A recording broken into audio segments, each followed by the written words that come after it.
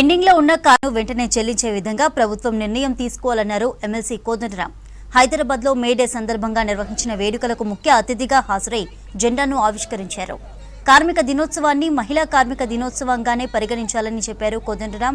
ఈ పోరాటాలు అన్ని మహిళలకు సమాన అవకాశాలు కల్పించాలని, శ్రమ దోపిడీని వారిని కాపాడే లక్ష్యంతో ప్రారంభమైందని అన్నారు. తర్వాత ప్రపంచవ్యాప్తంగా మే డే నిర్వహిస్తున్నట్లు వివరించారు కోదండరాం. మేడే వాస్తవానికి మహిళా కార్మికుల దినంగానే మొదలైంది.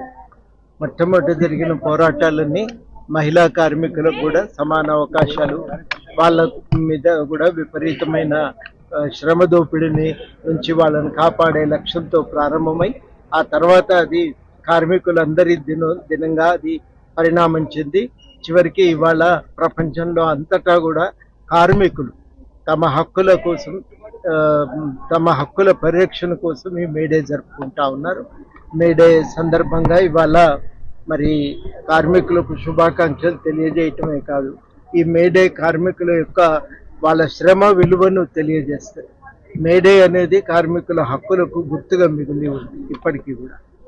ఇవాళ ఈ మేడే సందర్భంగా మనం కోరేది ఒకటే, మరి చాలా వరకు మన దగ్గర ఉన్న కార్మికుల జీతాలు పెండింగ్ లో ఉండిపోయినాయి. కనీస వేతనాల జీవో కూడా ఇంకా సవరణ జరగలేదు.